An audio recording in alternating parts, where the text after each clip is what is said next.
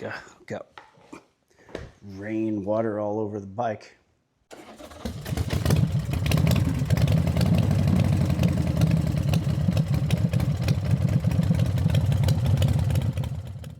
Good morning, evening, night, wherever it is, wherever you are. Right now it is evening. It's about 6 o'clock on a Saturday night. And yeah, it's been a minute since I've posted. My day job has kept me hopping. So just a little glimpse into my personal life. My day job, I'm a mortgage loan originator. So I do mortgages for people, and I work with quite a few builders as their preferred lender. And 2025 has been a dead year. And when it's a dead year in the mortgage business or the real estate business in general, you have to work twice as hard just to get anything through the door. And it has been a dead year. And then add winter and the holidays on top of it. This is just that time of year. So you have to work 10 times as hard just to get a loan in the door. So I apologize that it's been so long since I've done a video, but here is part 2 of how to ride a motorcycle. Now, don't get me wrong. There are a ton of different videos out there, different channels that you can go watch to learn how to actually ride a motorcycle, like as far as maneuvering, handling, things like that. My history is more counseling, and so I have kind of a psychology background. So I wanted to talk more about the psychology of the fear of riding a motorcycle, because it came to me a while back that nobody's talking about why new riders are so afraid of riding motorcycles. What keeps people in general off of motorcycles?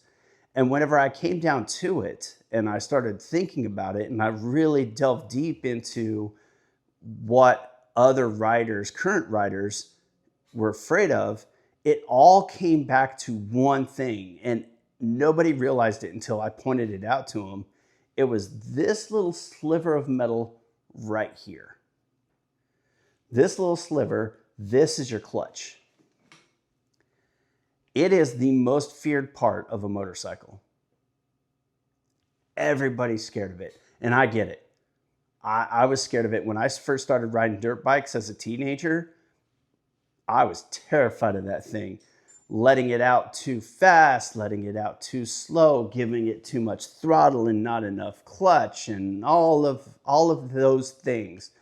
Then you start getting onto a street bike. You're like, well, what if I stall in public?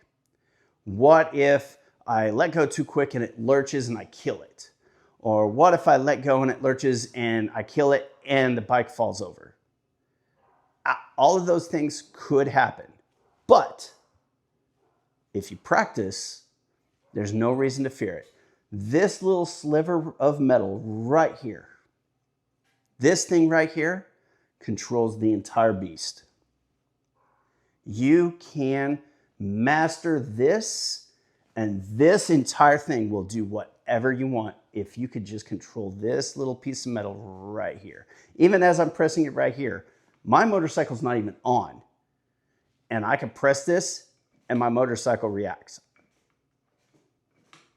So if you can master your clutch, this motorcycle will do just about anything you want it to do. And there's no reason to fear it. 3 basic things to know about your clutch. Rule number 1. There are 3 zones to a clutch. Obviously, when it's just sitting there, that is what I'm going to call deactivated. It's not doing anything. It's not interacting with the motorcycle at all. Okay?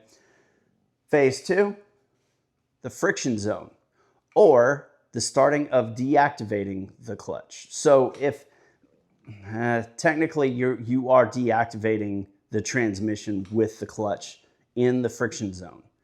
And depending on where the start and the end of your friction zone is, determines how much power you are giving the motorcycle to spin the back wheel. So obviously if it's all the way out, full power engine to the transmission. Friction zone, you're giving partial power.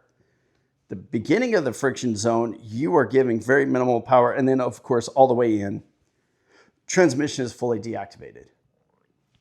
Motorcycles, it's basically neutral at that point. The transmission's not going to go anywhere.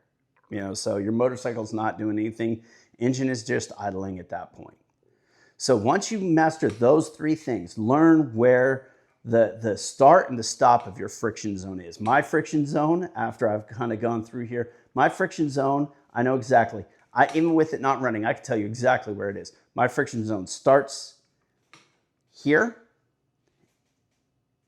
ends there. So there to there. Then it's deactivated. And then if I just let out just a little bit, the bike's going to start creeping forward. I don't even have to don't give it any gas. So rule number 2.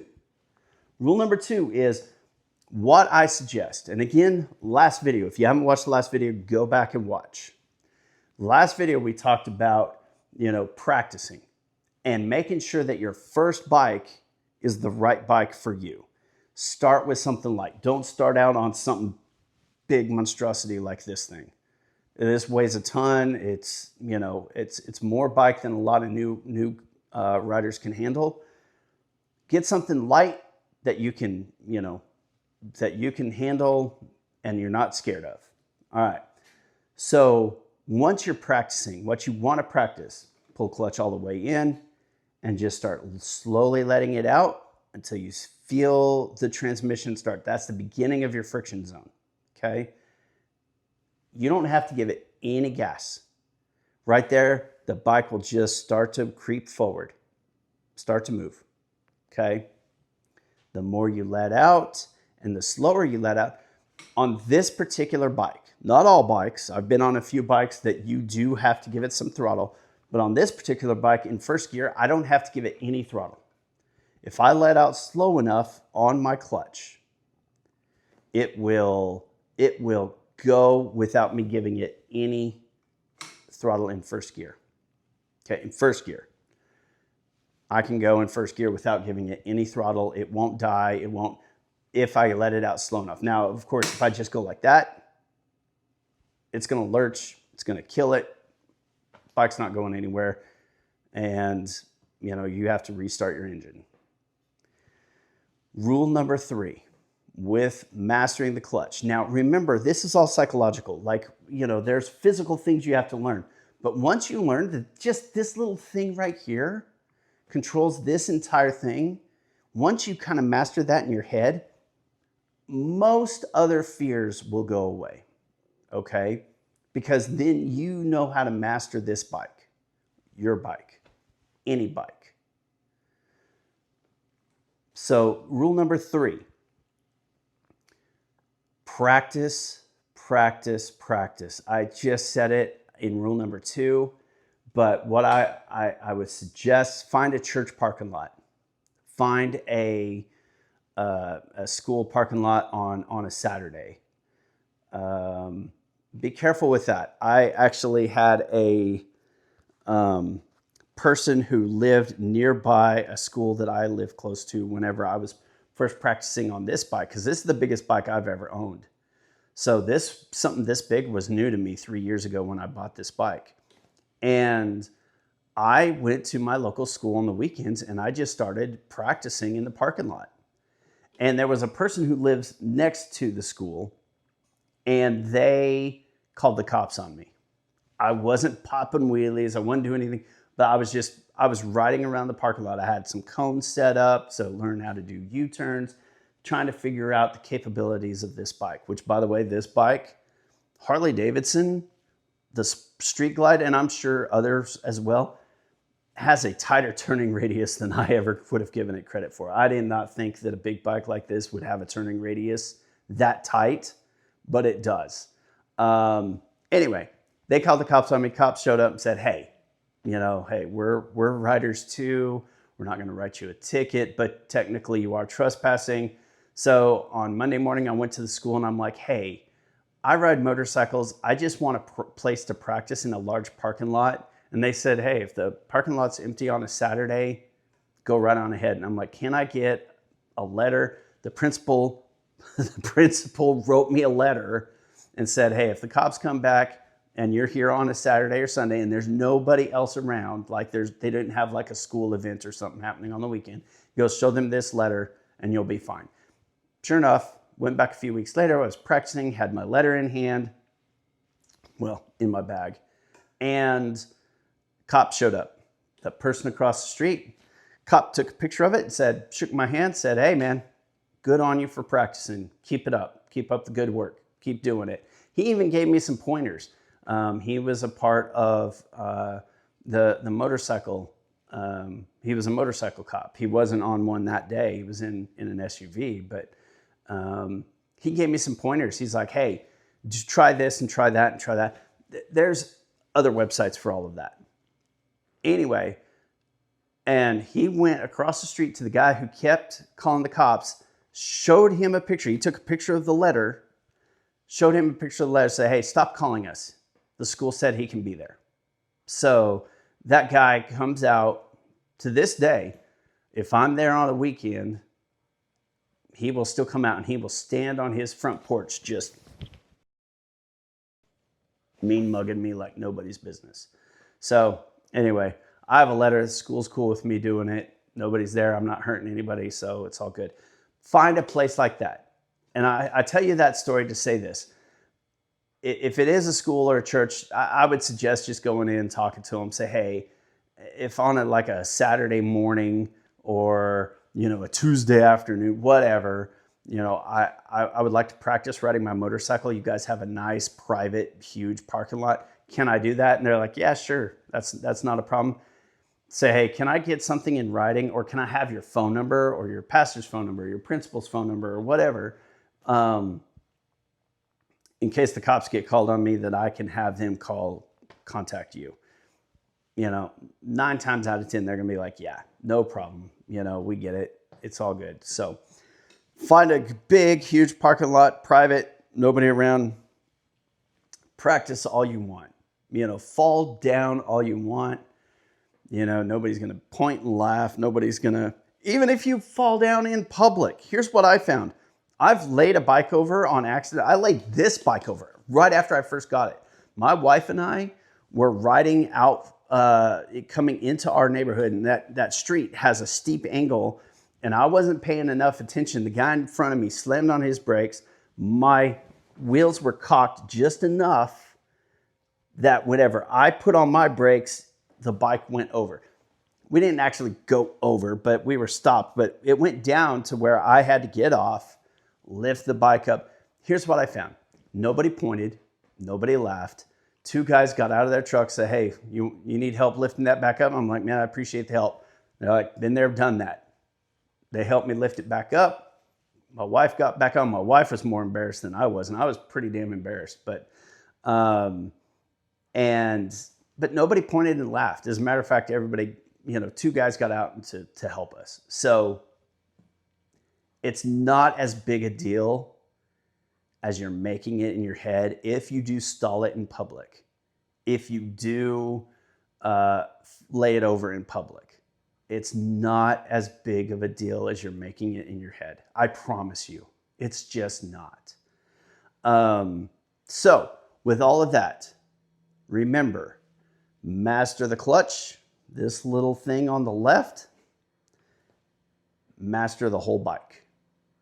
If you can get it through your head that if I can get this mastered and figure this out, the whole thing works smoothly, the more confident your rides will be, the more confident you'll feel, and the more fun you'll have riding. If you've stuck with me this far into the video, I would like to say thank you. Thank you from the bottom of my heart. I just passed 100 subscribers. I know that's not anything. There's people out there, Mr. Beast, with millions and millions and millions of followers and subscribers and everything. I'm not out to be Mr. Beast. But I do appreciate the community that we're building here of motorcycle riders and people who want to learn more about motorcycles. along with me. Thank you. Thank you to the 101 as of today, 101 subscribers. So from the bottom of my heart, thank you. Hit that like button, hit that subscribe button if you haven't already subscribed. I'm on my path to 1,000. I'm 10% of the way there, people. 10%. I'm trying to get to 1,000 subscribers. And you can help me. Just hit that button, and we have more videos coming up. It's the wintertime, but I live in Georgia now, so no more Colorado snow. I can ride pretty much year round. Like today, it was 76 degrees on November the 20th. I think today's November the 22nd. And it was hot. Like right now, I'm sweating. Like I'm sweating. So it's warm. It's warm. I can ride year round, which is why this is my only vehicle that I own. My wife has a car, but this is my daily driver. So to all of you who subscribe, thank you. Subscribe, hit that notification, and hit that thumbs up button. That tells YouTube that I'm doing a good job. It tells me that I'm doing a good job, and that you would like to see other YouTube channels like this, and helps your algorithm out as well as mine. So hit that thumbs up button, and until next time, keep the rubber side down. Stay safe out there. Love you all. Bye.